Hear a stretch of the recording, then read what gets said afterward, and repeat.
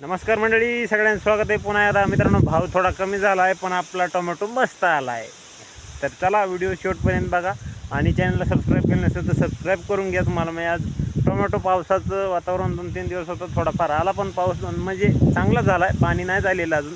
पण तुम्हाला मी टोमॅटो दाखवून घेतो कसं काय जमले टोमॅटो आता ह्या पावसामुळं. कारण पहिले एवढं नव्हतं आणि आता बांधल्यापासून अजून वाढ झालेली, ते तुम्हाला दाखवून घेतो. माल पण बऱ्यापैकी लागायला. तर हे बघा, वारं भरपूर सुटलं बरं का. आणि आज ऊन पण पडले 2-3 दिवसामध्ये.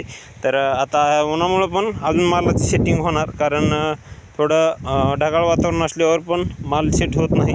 तर बघू शकता आता सद्यस्थितीला थोडंफार पातळ आहे, परंतु बघा कसा माल आहे तिथं झाडाला. ते बघा, एकच झाड नाही तर मित्रांनो, असं प्रत्येक झाडाली माल आहे बरं का, बघू शकता तिकडं. आणि आता वरचीवर वरी फुल पण भरपूर आहे. आणि आता डबल एक 4-8 दिवसांमध्ये बांधाव पण लागेल ह्याला, कारण वाढ जास्त व्हायला लागली आता ह्या पावसामुळं. त्याच्यामुळं बांधाव पण लागणार आहे. बघू शकता आपण बांधलं इथं आणि इथून वरी इतकं वाढ झालेली, हे बघू शकताय किती वाढ झाली आहे. तर त्याच्यामुळं आता हे खाली असं दबण्यापेक्षा आपलं बांधलेलंच चांगलं राहील. तर मित्रांनो, तुमचं जे मार्केट आहे जवळचं, तिकडं भाव काय ते पण सांगा आपल्याला. आपल्या इकडं 400-500 आहे, कधी 600 पण जाते, पण 400-500 रेग्युलर चालू आहे. तर बघू शकताय माल चांगल्यापैकी लागलेला आहे. आणि वातावरण पण पावसाचं असल्यावर जरा थोडा माल जास्त पण लागतो बरं का. तर थोडं रान हलकं आहे आपलं, त्याच्यामुळं माल तेवढं जास्त लागत नाही. परंतु तिकडं काळं रान आहे, त्याच्यामुळे तिकडं मागं जास्त माल आहे.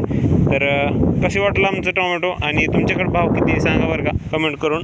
आणि हे बघू शकताय माल कसा आहे बघा, मस्तपैकी लागला आहे बरं का सध्या तर माल. हे बघा झाडाला माल, हे बघा अजून मोठा व्हायचा राहिला बरं का. मोठा झाल्याच नंतर कसं असते, माल जास्त दिसतो. आणि बघा हे घुंगरावानी माल लागला आहे. तर चला, कसं वाटलं टोमॅटो आमची सांगा कमेंट करून. भेटू दुसऱ्या व्हिडिओमध्ये. आणि आपल्या चॅनलला सबस्क्राईब केलं नसेल तर सबस्क्राईब करा. बघा आपलं मस्त हिरवंगार झालं आता पावसामुळं.